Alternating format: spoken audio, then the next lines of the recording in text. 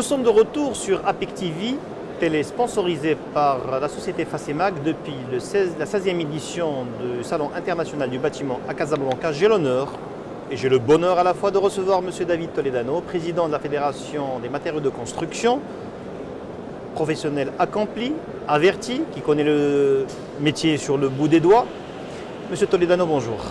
Bonjour. Alors, la 16e édition, c'est une fierté. Vous en arrivez quand même à une 16e édition du Salon du bâtiment. Personne ne misait il y a 16 ans sur un tel succès, non? Oui, c'est vrai que c'est une fierté. Je le disais encore à quelqu'un qui me rappelait un peu quelques souvenirs. Et tout à l'heure, je disais au chef de gouvernement que j'avais l'honneur aussi d'avoir une photo avec Sa Majesté quand il était prince héritier et qu'il était venu inaugurer la première édition en 1986. Donc c'est une belle continuité, c'est un bébé qui a grandi, Tout à fait. qui est aujourd'hui à l'âge adulte, à l'âge mûr. Qu'est-ce qui a changé en 16 ans? Ah, beaucoup de choses, beaucoup de choses. En fait, moi j'ai toujours considéré ce salon comme une véritable vitrine pour nos industriels. La Fédération des industries des matériaux de construction, comme vous le savez, regroupe une dizaine d'associations. Les producteurs de ciment, les briquetiers, les céramistes, les marbriers, les producteurs de briques, le sable, les agrégats, les produits en béton, le plâtre. Donc vous savez, c'est vraiment quelque chose d'énorme. Et nous voulions toujours avoir une plateforme, une vitrine qui puisse montrer à l'étranger nos capacités et ce que nous pouvions faire. Et comme les grandes foires de ce type en Europe, le CIB, au fur et à mesure, a permis aux industriels de montrer leur développement, de montrer leur dernière création et d'être un rendez-vous non seulement national mais aussi international pour montrer tout ce qui est fabriqué tout ce qui a eu comme évolution pendant ces 2 années d'un exercice à l'autre. En plus, nous avons développé des après-midi ou des journées scientifiques qui accompagnent l'exposition et donc la thématique est à chaque fois choisie et nous emmenons des experts qui présentent soit des produits nouveaux, soit des techniques nouvelles de construction. Cette année, comme vous le savez, la thématique du salon est un cadre bâti harmonieux et durable. Un cadre bâti harmonieux et durable qui englobe le respect des normes et qui respecte la qualité et la durabilité des produits pour que les bâtiments soient durables. Et ça vient en continuation de la COP22 qui vient de se tenir à Marrakech et qui était un grand succès. Et nous avons tenu à rester dans cet axe de développement durable et harmonieux pour aussi pousser tous ces industriels qui respectent les règles du jeu, qui payent leurs impôts, qui payent leurs charges et qui essayent de lutter contre des importations sauvages, contre un marché ouvert, contre de l'informel. Et je leur tire mon chapeau, je leur dis bravo, de continuer à se battre, de continuer à se développer, à exister et à tenir tête à cette concurrence féroce qui devient de plus en plus forte au fur et à mesure que le Maroc ouvre ses frontières, au fur et à mesure des signatures des accords de libre-échange et au fur et à mesure de cette Justement, M. liberté. Toledano, il y a plusieurs associations affiliées à la FMC et ces associations mènent une lutte acharnée pour l'existence d'une industrie nationale en la matière, c'est-à-dire dans ces secteurs divergents. C'est vraiment une véritable lutte que vous menez là. Oui, et ça me rappelle quelques années en arrière, parce que la création de la fédération a été le fait de quelques membres de 2 associations importantes, à savoir les producteurs de ciment et la PIC. Et à l'époque, avec Si Hassan Chami, nous nous étions battus pour, avec Allah yarhamou el Hajj Abdel Fattah Mouati, avec le Hajj Mohamed Zraq, le père de Si Mohsin et d'autres, le Hajj Milou Chabi, nous nous sommes battus pour continuer à exister, continuer à rester et nous avons dû mener plusieurs combats sur le coût de l'énergie, sur les importations, sur la protection ou non, sur le respect des normes. Et nous sommes, comme vous le savez, à côté de pays qui sont de très très gros producteurs. Nous sommes à 15 km de l'Espagne. Nous ne sommes pas servis par notre géographie. Voilà. Nous sommes servis et pas servis par notre Je géographie. ne peux pas dire ça, tout à fait. Disons que notre géographie est exceptionnelle, alhamdoulilah. Et nous sommes au carrefour. Donc du c'est un monde. challenge. Donc, c'est un challenge. Mais nous avons la malchance d'être face à un producteur qui fait 600 millions de mètres carrés de carreaux, par exemple, qui a une industrie de l'acier qui est pléthorique, qui a une industrie du ciment colossale. L'Espagne a été pendant des années le plus grand constructeur d'Europe. Ils sont arrivés à construire jusqu'à 700 000 logements par an, chose qu'aucun pays européen n'a pu atteindre. Bon, la crise qui est arrivée a été meurtrière, évidemment, et les débouchés étaient les bienvenus pour les Espagnols, les Portugais. Le marché le plus proche. Et le marché le plus proche, bien évidemment, étant le comme on Maroc. dit, le Het Lqser, donc on le saute vite fait. Alors voilà un peu, nous avons mené plusieurs combats. Lorsque nous avons été reçus par Sa Majesté Juan Carlos, il était au courant du problème des carreaux, le chef du gouvernement était au courant du problème des carreaux. Pour vous dire, l'association espagnole de producteurs de carreaux était une association, et toujours une association très puissante, et nous leur avons dit qu'il fallait ne pas tuer, je ne dis pas la poule aux œufs d'or, mais en tout cas, il ne fallait pas jeter le bébé avec l'eau du bain, parce qu'en même temps, ils nous vendent des matières premières, et en même temps, ils veulent prendre le produit fini. Le produit fini. Donc, ce qui fait qu'on était... C'est contradictoire. Voilà, donc je leur avais dit qu'on ne pouvait pas avoir le beurre et l'argent du beurre. Et le lait de la crémière. Voilà, donc cette formule en espagnol se traduit par el oro et el moro. El oro et l'oro. C'est ce qu'ils disent. Donc l'arabe et l'argent. Et l'or. Et l'or de l'arabe. Donc c'était un combat assez fort. Alhamdoulilah, nous avons été la première association à l'époque à avoir des mesures de sauvegarde. Personne ne savait ce que c'était que les mesures de sauvegarde, donc je me rappelle avec Si Salah Eddine Zouar qui était à l'époque ministre de l'Industrie, et nous avons tenu une réunion et il nous avait promis d'avoir... Mais on a dû faire face à des luttes féroces parce que bien sûr tout le monde s'est rebellé. Il y a eu des mesures de rétorsion, etc. Mais on a pu traverser quand même, et nous avons maintenant des usines qui ont la taille critique et qui peuvent soutenir en partie cette lutte lorsqu'elle est loyale. C'est notre combat aussi d'aujourd'hui. Nous ne craignons pas la concurrence, mais nous demandons qu'il y ait une concurrence loyale et un cadre légal dans lequel cette concurrence loyale devrait avoir lieu. Monsieur Toledano, votre bonheur à la tête de la FMC, c'était quoi exactement? Écoutez, j'ai eu beaucoup d'excellents moments et de moments, je dirais, de problèmes où on était face au mur et on n'arrivait pas à bouger.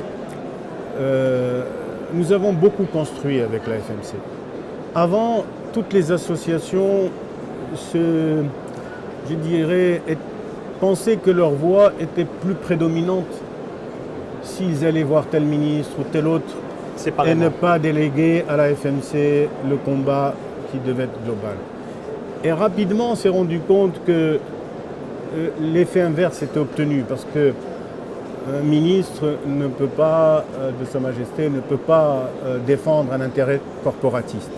Il est obligé de défendre la nation et de défendre les intérêts du Mouatin, du citoyen. Donc cette défense du citoyen, nous avons essayé de l'intégrer dans la réflexion globale et c'est ce qui nous a emmené à faire cet écosystème global de la FMC qui au départ était parti d'une petite idée de l'APC, les cimentiers voulant mettre en place un écosystème de traitement de déchets. Et nous avons dépassé cela et nous avons intégré tout le monde en disant voilà, aujourd'hui, nous serons plus visibles, nous serons plus audibles si nous allons nous représentons 50, 40 000 emplois que si nous représentons 2 000 ou 3 000 emplois. Et donc j'ai tenu, lorsque nous avons fait ce travail qui a duré près d'1 an, à ce que les présidents, les différents présidents des associations soient là et signent leur engagement pour qu'ils soient plus concernés. Et ça a été le cas pour la signature des écosystèmes, et non pas d'un écosystème, des matériaux de construction. Et nous sommes en train de dérouler, Inch'Allah. Alors nous avons d'autres ambitions parce qu'on veut consolider notre secteur. Nous avons dû lutter contre un certain nombre de gens qui ont voulu venir nous montrer, nous donner des leçons, prendre la place. Aujourd'hui encore, nous sommes en train de lutter contre des gros qui veulent venir nous voir et nous dire « écoutez, poussez-vous, on va vous montrer comment on fait ». Et nous, on dit aujourd'hui, ça fait 32 ans que cet événement existe. C'est la 16e édition, tous les 2 ans, ça fait 32. Respectez-nous. Nous savons aussi organiser des événements. On voulait faire autre chose, il n'y a pas de problème. Vous voulez même faire la même chose. Vous parlez d'un salon en particulier, d'un événement qui se passe outre-mer Oui, voilà, et qui vise le Maroc de façon très forte. Donc, nous n'avons pas C'est un marché peur. juteux finalement, le Maroc. Oui, c'est un marché, c'est pas juteux, mais c'est un marché aujourd'hui, vous savez, en Europe, personne ne dépasse un point de croissance. Les gens sont arrivés à saturation. Donc nous sommes encore dans un mood où on construit, où on a une infrastructure qui est demandeuse et on a encore des ports à construire, des autoroutes, des aéroports, des TGV. Voilà, donc on a, non seulement dans les transports, mais ailleurs, nous avons une infrastructure à développer. Et donc, ça donne bien sûr beaucoup d'appétit à énormément de gens qui veulent venir et s'accaparer, ou en tout cas faire ce travail. Nous disons que nous avons aujourd'hui cette industrie qui est une industrie, entre guillemets, traditionnelle, dans laquelle, je dirais presque maroco-marocaine, à l'exception des cimentiers. Et nous voulons même faire plus. Nous venons de faire aboutir une loi sur l'exploitation de carrière qui donne maintenant... Après là, on n'est plus dans la rente, on est dans le droit. Celui qui veut ouvrir une carrière, s'il respecte le droit, il a le droit de l'ouvrir. Et donc nous voulons que ce développement continue à se faire de l'intérieur. Et maintenant, s'il y a des gens qui veulent venir s'associer avec nous, s'ils peuvent nous apporter un know-how ou des choses qui peuvent nous enrichir, il n'y a aucun problème. Ils sont le bienvenu. Ils sont tous les bienvenus. Monsieur David Toledano, une dernière question. C'est quoi le premier stand que vous visitez? On ne va pas essayer de fâcher personne, mais votre coup de cœur, la chose qui est proche de vous, le premier stand que vous voulez voir. Je voulais voir surtout des stands de fabricants locaux, 100%. J'évitais, à un moment donné, le salon était en train de dériver vers une espèce de petit rendez-vous entre des importateurs et leurs clients. On recevait quelqu'un qui construisait une villa, on recevait quelqu'un qui construisait une maison ici par là ou un appartement. Et on perdait beaucoup de temps à lui vendre des petites bricoles. À partir du moment où on arrive à avoir des stands de cette qualité... C'est une vitrine de l'industrie, bien sûr, plus que de rencontres B2B. Avec des interventions, avec des présentations de cette qualité, de cette diversité. Mais comme disait tout à l'heure monsieur le chef de gouvernement et monsieur le ministre de l'Habitat, on n'a plus rien à envier à qui que ce soit, ni aux Turcs, ni aux autres. L'ambassadeur de Turquie nous a emmené voir les carreaux qui sont fabriqués en Turquie, mais on a vu nos carreaux ici et on a dit, écoutez, on n'est plus, il y a 20 ans, on disait que le carreau marocain ne valait pas le deuxième choix du carreau espagnol, etc. Ce n'est pas vrai. Aujourd'hui, le Maroc exporte des sanitaires, il exporte des carreaux, il exporte de l'acier, il exporte du clinker, il exporte du marbre et il peut encore exporter d'autres choses.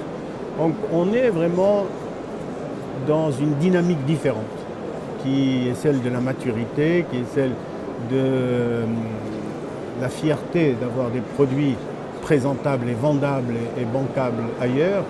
Et aujourd'hui, entre ce qui se fait, nous avons invité un certain nombre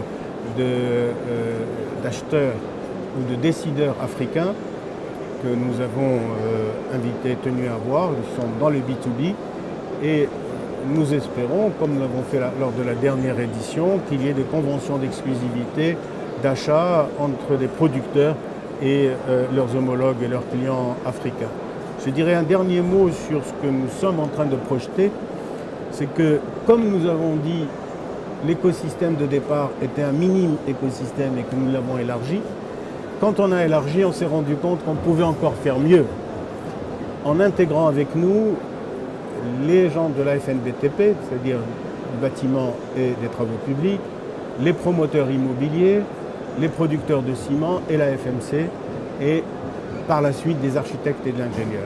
Et de créer un énorme écosystème qui va nous permettre d'avoir une vision et une visibilité sur le marché, non seulement pour nous industriels, mais aussi pour le gouvernement, et savoir vers où on va. Parce qu'aujourd'hui, on construit beaucoup. Certains disent que le marché est saturé, d'autres disent qu'il y a encore une demande, d'autres disent encore qu'il y a beaucoup d'appartements qui sont fermés. Donc on veut savoir où on va. On n'est pas là en train de conduire un bolide, voilà, sans avoir ni jauge d'essence, ni jauge d'huile. Et ce travail est encore devant nous et nous espérons l'entamer, Inch'Allah, cette année. Voilà. Merci M. David Toledano, qui est président de la Fédération des matériaux de construction. Il a été l'invité de marque et d'exception de cette première expérience menée par APIC TV, sponsorisée par la société FACEMAG. Merci M. Toledano. Merci. À très bientôt et bon vent. Merci. À tout à l'heure.